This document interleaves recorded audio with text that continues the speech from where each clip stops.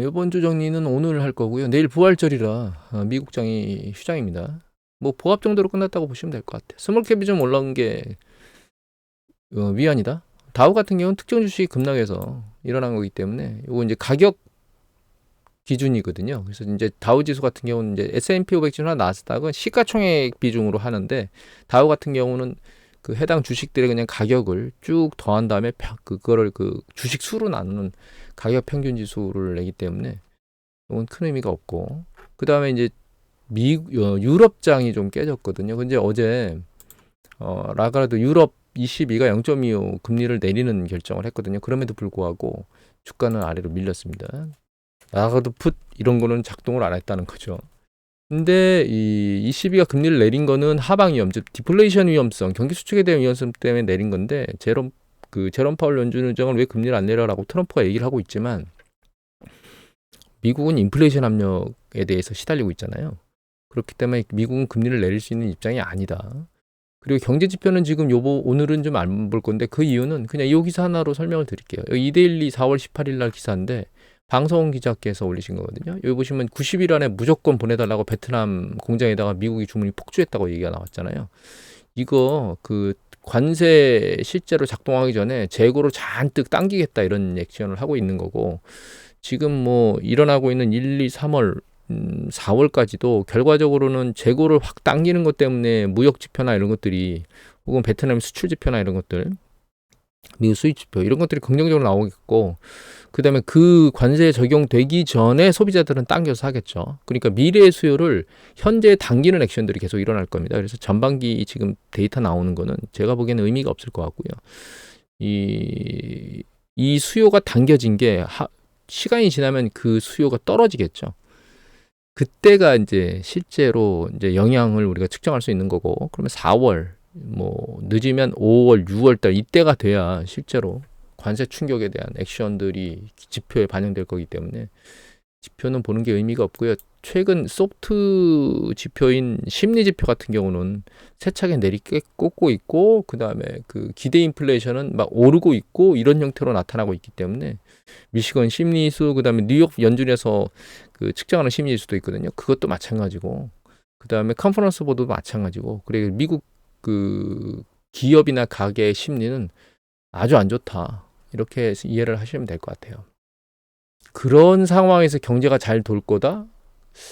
일단은 쉽지는 않겠죠. 물론 사람의 심리, 기업의 심리는 막 왔다 갔다 하기 때문에 상황을 봐야 되겠지만, 그럼에도 불구하고 인플레해서 트럼프 내쫓으려고 하는데, 문제는 이게 트럼프 해고하면은 작년 11월 달에 해고 중에 파월 연준 의장은 소속연도 불사할 생각을 가지고 있다, 뭐 이런 뉘앙스거든요. 그러니까 내년도 6월까지가 아마 제롬 파월 연준 의장의 임기일 거예요. 그런데 그 전에 해고를 하더라도 대법까지 가면 그 전에 그러니까 6월 전에 대법에서 판결 날 가능성이 없으니까 결과적으로는 제롬 파월 연준 의장이 임기를 마칠 거다. 그러니까 제롬 파월 연준 의장의 액션대로 연준은 갈 거다, 이렇게 생각을 하시면 될 것 같아요.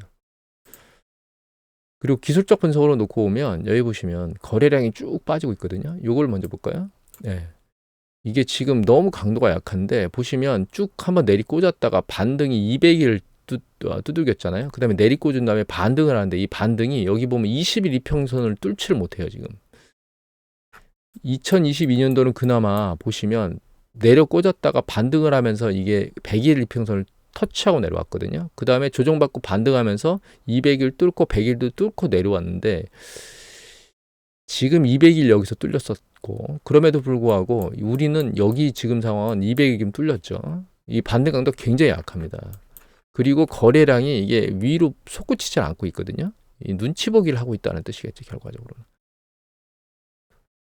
협상이 빨리 끝나지 않을 겁니다. 지지부진하면서 질질 끌 거고, 그 상황에서 지난번에 말씀드렸던 것처럼 경제 지표가 확연히 뭔가 나타나줘야 되는데, 판매 지표라든가 아니면 뭐 수입, 무역 관련된 지표 이런 것들은 긍정적인 패턴으로 나올 수 있거든요. 선수요 때문에. 그래서 지금은 제가 보기에는 심리 지표하고요, 고용 지표가 중요한 것 같습니다. 그래서 심리와 고용 지표를 잘 모니터링 해야 될 것 같다. 다만 고용도 우리가 이제 선수요 당기고 판매나 이런 것들이 있으면, 예를 들면 서비스 업종 같은 경우는 그 종업원들이 존재해야 되잖아요. 그러니까 아직까지 고용도 100% 반영이 안 돼 있는 것 같은 그런 뉘앙스라고 여러분들을 받아들이셔야 된다 이렇게 생각을 하고 있습니다.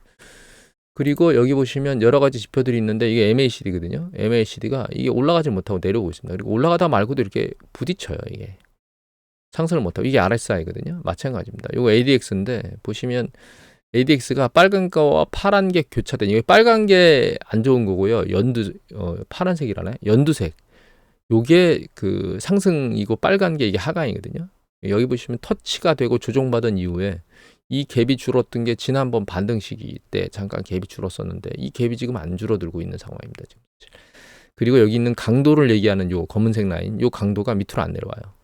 그러니까 하락 강도를 아직 계속 유지하고 있다는 뜻입니다. 그래서 여러분들께서는 이게 방향성 타진이 지금 어렵다, 사실은.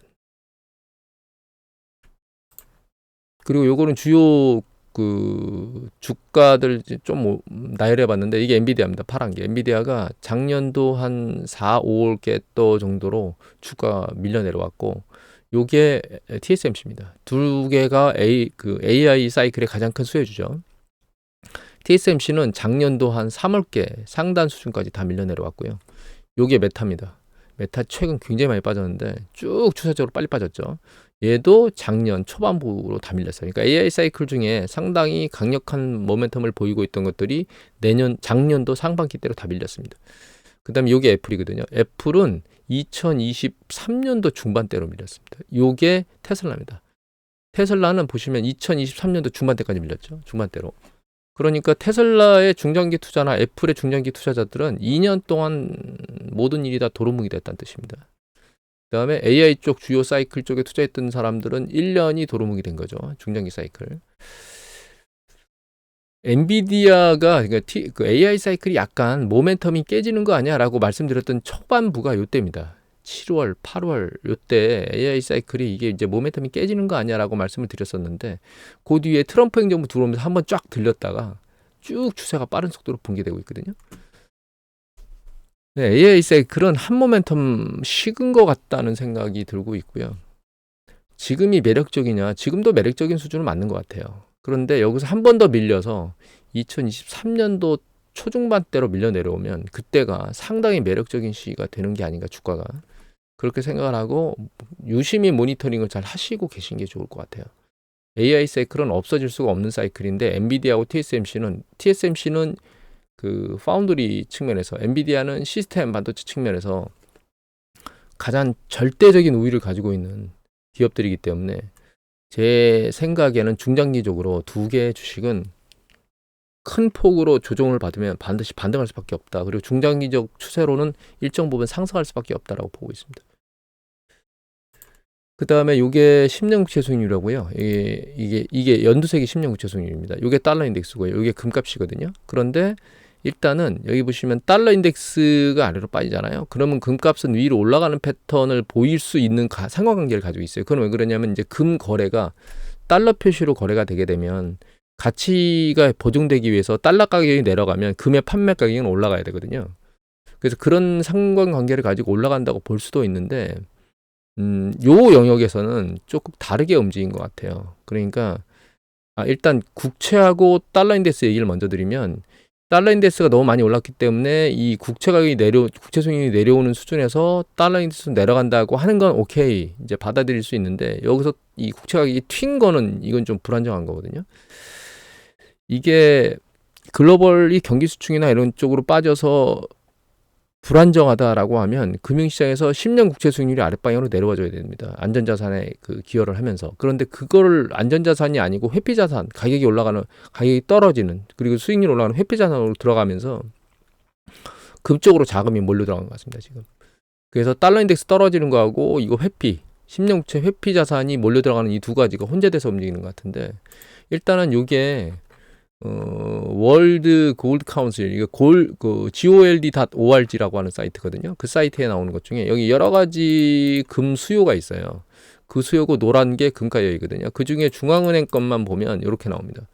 그래서 중앙은행이 과거에 비해서 2022년도 중후반 이후에 금에 대한 실물금에 대한 수요가 늘어난 거 맞습니다. 그래서 이게 이 가격을 밀어올린 거 맞는데 그런데 요거 이외에 요것도 역시 똑같은 사이트인데 그중에 골드 ETF 쪽의 흐름인데 요건 주봉입니다. 주간 단위인데 여기 보시면 최근에 트렌드가 쭉 올라왔죠. 그리고 여기 보시면 이게 4월 11일자 한 주간 밀려 들어온 거거든요. 그 이전보다 훨씬 더 많이 밀려 들어왔죠. 2배 이상. 그래서 여기 보시면 이 가격이 여기 튄 가격 있죠. 여기 7월부터 11일까지 급격하게 튀었잖아요. 여기가 11일이거든요. 요게 이렇게 미친 듯이 튀어 올라간 가장 주된 이유는 ETF 쪽으로 자금이 확 밀려 들어왔습니다. 그러니까 투자자들이 국채로 가는 게 불안정해졌다고 느끼니까 금 쪽으로 일정 부분 이동하는 성향을 보이면서 금값이 살짝 밀려 올라가는 것 같습니다. 10년 국채를 이렇게 망가뜨릴 정도로 트럼프가 이런 짓을 할지는 저도 여기까지는 사실은 생각을 못했던 부분이 있고 그래서 금에 대한 지금 추세 판단이 제 예측대로 안 움직이고 있다. 향후에 어떻게 움직일 거냐 판단하기가 상당히 쉽지 않은 것 같습니다. 이 10년 국채 수익률의 움직임이 금가격의 움직임하고 상관관계를 높이지 않을까 이런 생각을 하고 있습니다. 물론 달러 인덱스도 같이 포함해서 그래서 지금은 금가격에 대한 판단은 일단 보류해야 될 것 같습니다. 그리고 그리고 이게 환율입니다. 이게 환율 차트예요. 이게 달러 인덱스입니다. 파란 게. 그 다음에 이게 우리나라 원달러 환율이고 여기 녹색이 일본의 엔화 환율입니다. 달러 인덱스가 아래로 내려온다는 얘기는 달러 가치가 떨어지는 거죠. 달러 가치가 떨어지니까 다른 통화는 올라가야 되잖아요. 이게 이 환율이 밑으로 내려온다는 건 엔화 환율이 내려오는 건 엔화 가치가 올라가는 겁니다. 원화 환율이 내려오는 건 원화 가치가 올라가는 거거든요. 그런데 상대적으로 우리의 원화 가치 상승률은 엔화보다는 낮은 편입니다. 엔화는 기준금리를 올리고 있는 패턴이고 우리는 기준금리를 내리고 있는 패턴이기 때문에 그런 부분이 일정 부분 반영됐다고 보시면 될 것 같아요. 그리고 이게 위안화입니다. 위안화는 방향이 반대죠. 엔화나 원화 환율은 밑으로 내려오고 있는데 얘는 올라오고 있잖아요. 환율 방어를 하고 있는 것 같습니다. 그러니까 통화 가치를 떨어뜨려서 상대적으로 중국의 수출업자들한테 유리한 쪽으로 방향을 전환해서 환율을 위로 들어올리는 형태로 가고 있는 것 같고 뭐 8위안대까지도 올라갈 수 있다. 이런 얘기들이 지금 나오고 있는 상황입니다. 트럼프가 여기 보시면 뭐 중국과 향후 3, 4주 내에 관세 협상이 타결될 걸 기대한다고 얘기하잖아요. 지금 똥줄 탄 건 트럼프입니다. 중국 시진핑은 한마디 하고 나서 또 가만히 묵묵부답이죠. 결과적으로는 트럼프가 가장 잘못을 한 건 우방도 때리고 중국도 때린 거예요. 우방을 놔두고 중국을 때렸어야 되는데 목표가 중국이면 중국 쪽만 했어야 되는데 우방도 때리고 중국도 막 때리니까 결과적으로는 어떻게 된 거냐. 사방이 적이죠 지금. 그 사방이 적을 만들어 놓고 나서 그러니까 다 무릎을 꿇게 만들려고 했는데 사실 무릎을 안 꿇고 있죠. 특히 캐나다 같은 경우 아까 석유 수입 얘기 뒤에 나오나요? 일단 주요 우방들이 눈치 보기를 하고 있긴 한데 우호적이진 않습니다. 트럼프한테. 그래서 트럼프가 지금 내적으로도 여러 가지 저항을 받고 있고 주변 우방한테도 저항을 받고 있고 아주 강력하게 중국으로부터 저항을 받고 있기 때문에 제가 보기엔 사면초가 상황이 있는 게 맞는 것 같습니다. 중국 같은 경우에 중국하고 시진핑하고 트럼프 간의 승산이 누구한테 있냐고 생각을 하고 있냐면 전문가들은 전부 다 시진핑이 승산이 있다고 보고 있습니다. 물론 양쪽이 다 출혈을 하겠죠. 그렇지만 정치적으로 보면 중국은 인민들한테 감내해라 이렇게 할 수 있는 정권이지만 미국은 그렇게 할 수가 없습니다. 이미 소리가 커지고 있죠. 이 상태가 조금 더 진행되고 물가 압력이 더 생기고 하면 트럼프의 그 지지율은 급락할 겁니다. 아직까지는 지금 그나마 버티고 있는데 그런 상황에서 트럼프가 가능하겠느냐. 공화당 국회의원들이 가만히 안 있겠죠. 내년에 중간선거 치러야 될. 그 다음에 베트남을 보면서 우리는 좀 한 번쯤은 생각해 봐야 되는데 베트남이 딱 중국하고 미국하고 딱 껴 있잖아요. 중간에. 우리나라도 역시 마찬가지고 정치 군사적으로. 베트남은 뭐 군사적인 부분 좀 덜하지만 경제적인 부분들은 많이 중간에 껴 있고 우리나라 또 군사 부분하고 그다음에 경제 부분이 껴 있는데 베트남은 자기 국가의 이익을 위해서 양쪽의 그 외교를 상당히 잘하거든요. 근데 우리나라 국력이 베트남보다 못한가요? 그렇지 않죠. 우리나라의 그 경제적 기술력이 베트남보다 못한가요? 그렇지 않거든요. 그래서 미국 쪽만 쳐다보면 고개를 숙이려고 하는 사람들 그런 그 외교권이나 정치적 성향, 경제적 성향을 가지고 있는 사람들은 내각이나 그 공무원직에서 사퇴해야 됩니다. 없애야 돼요. 물론 중국 쪽만 보면 머리 숙이는 이런 쪽도 없어져야 됩니다. 국익을 위한 외교를 잘하는 그런 사람들이 이제 들어와야 되겠죠. 그러니까 유연성을 가지고 있는 정치인이나 경제인들이 들어와야 됩니다. 그리고 여기 보시면 히토류 금지시켰죠. 이게 쉽게 보면 그냥 뭐 저거 뭐야? 라고 생각하는데 진짜 전문가 얘기를 들어보니 장난이 아닌 것 같습니다. 여러 가지 한 가지 예로 히토류와 관련된 것 중에 자석 얘기를 했거든요. 히토류 자석이 중국에서 거의 90% 정도 생산되고 단가가 상당히 싼데 다른 곳에서 나오는 게 일본 거랍니다. 그런데 한 두세 배 정도 높고 그게 작동하지 않으면 여러 가지 전자제품, 뭐 자동차에서부터 전투기까지 전부 다 영향을 미치는, 스마트폰도 마찬가지고 영향을 미친다고 하는 얘기를 들으면서 상당히 중요한 부분이구나라고 하는 걸 저는 이번에 깨달았는데 일단 하나씩 무기를 들이대면서 미국을 쥐어짜고 있는 상태입니다. 그런데 중국 하나 더 시진핑은 이런 강력하게 뭔가 쥐어짜는 액션도 하고 있지만 스페인 쪽하고는 돼지고기하고 체리 수입하겠다고 띵 던지고 캐나다한테는 미국 원유 수입 안 하고 니들 거 해줄게라고 띵 던지고 당근을 막 사방에다 던지고 있습니다. 그러니까 트럼프가 우방을 때리고 있는데 시진핑은 우방을 아군으로 만들고 있는 거죠. 물론 이것도 지금 현재 단기적으로 일어나는 거지 캐나다나 그러면 스페인이 다 중국 쪽으로 넘어가느냐 그런 건 아닌 거죠. 요런 아주 중요한 시기에 과실을 따먹을 수 있는 외교 경제 정책을 하는 게 우리의 공무원들이나 대통령 혹은 그런 사람들의 그 정치인들 그런 사람들의 역할이라는 거예요. 그런 사람들을 유연한 사람들을 우리가 우리 대표로 뽑아야지 그렇지 않았다가는 지금 같은 상황에서는 국가가 상당히 어려울 것 같습니다. 여기에 보시면 미국 기업 실적 전망이 하향 조정되죠. 이 하향 조정되면 어떻게 될까요? 펍에서가 너무 높다고 나오겠죠. 그죠? 펍에서가 너무 높으면 얘를 견디게 만드는 주가가 아래로 밀릴 수 있겠죠. 그래서 미국의 기업 실적 전망과 관련된 내용들이 하방으로 계속 나오면 이게 굉장히 안 좋은 겁니다. 지금 1분기 실적 발표가 이제 시즌이 시작됐잖아요. 근데 1분기 실적 발표도 중요하지만 1분기 실적 발표하면서 그 해당 기업들이 향후의 전망에 대해서 부정적인 액션을 계속 때리면 그러면 주가는 하방 압력을 받게 될 겁니다. 그 다음에 여기 보시면 이제 주요 기관들에서 미국의 경기 침체 가능성을 점점 높이고 있습니다. 경기 침체 가능성이 높아지고 기업의 이익 전망이 내려가고 인플레이션 압력은 올라가면 이 조합이 뭐죠? 스태그플레이션이죠. 이익 전망이 내려가고 경기 침체 가능성이 높아지는데 고용이 늘어날까요? 예. 그래서 물가는 높아지고 고용은 고용 실업률은 높아지고 물가도 높아지고 기업 실적이 안 좋아지며 경기가 침체할 가능성이 높아진 이런 전체적인 전망의 뉘앙스들이 아직 시장 전체를 누르고 있거든요. 그래서 주가는 윗방향으로 머리를 들기가 쉽지 않을 것 같다라는 생각을 하게 됩니다. 트럼프의 관세화된 전반적인 부분이 관세 협상이 이루어지고 뭔가가 타결되는 그런 부분들이 지금부터 강력하지 않은 형태로 뭔가 확 뒤집히는 현상이 발생하지 않는 이상 주가는 방향성을 타진하기가 어려울 것 같고요. 경제 지표 중에 좀 전에 말씀드렸던 예를 들면 기업의 전망이라든가 기업의 이익 전망이라든가 혹은 고용 지표들이 안 좋게 나오면 주가는 하방 압력을 세게 또 받을 것 같습니다.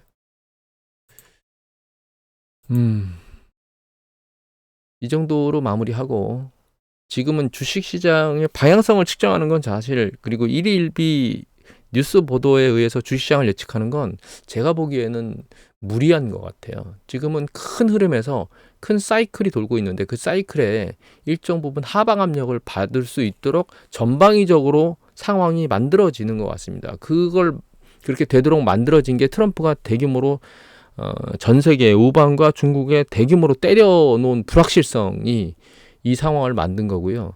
그리고 이 불확실성이 심리적으로 해소가 되려면 일정 부분의 어떤 조치가 관세 협상이나 이런 부분들이 만들어져야 될 것 같고요. 중요한 건 이렇게 이미 만들어 놓은 게 사람의 심리를 꺾어놨다는 겁니다. 특히 미국이 인플레이션 올라갈 거라고 심리를 꺾어놨고 다른 미국을 제외한 다른 국가들은 이제 침체에 대한 부분에 대한 심리를 꺾어놨고 물론 미국도 역시 경기 침체에 대한 부분을 이제 만들어 놓은 거죠 심리적으로. 그리고 그게 선수요를 당겨버렸고 이게 굉장히 전 중요하다고 생각하거든요. 그러니까 주요 수출국 선수요 다 당겨갔고 그다음에 미국에서는 소비 수요를 쭉 당겨서 지금 쓰고 있잖아요. 이 당겨서 쓴 수요가 향후에 결과적으로는 지표가 안 좋아지는 쪽으로 나올 거라고 보고 있습니다. 그 지표가 안 좋아지는 쪽이 결과적으로는 또다시 침체라든가 수축에 대한 그 심리를 더 강화, 기업의 이익에 대한 감소 심리나 이런 것들을 더 작동시킬 것 같아서 주식시장은 한동안 관망세를 보고 있는 게 좋을 것 같고요. 주가가 급락하면 그때는 주식을 집는 형태, 주식을 이제 매집해서 재우는 형태로 가야 될 것 같습니다. 그런 시기가 최소한 2, 3개월? 6월 달에 시진핑하고 트럼프가 생일이라며요. 14일, 15일인가? 그때 타결이 될지 안 될지 모르지만 그건 진짜 우스갯소리인 것 같고 빠르면 뭐 9, 10월 달에 그 정상회담이 만날 수 있는 그 시기가 9월, 10월인가 그때 한 가지가 있다고 얘기를 드렸거든요. 재수 없으면 그렇게 굉장히 긴 기간 동안 관세 협상이 잘 타결이 안 되는 상황으로 갈 수도 있겠다라는 생각을 하고 우리는 대응을 해야 될 것 같습니다. 오늘 이것으로 마치도록 하겠습니다.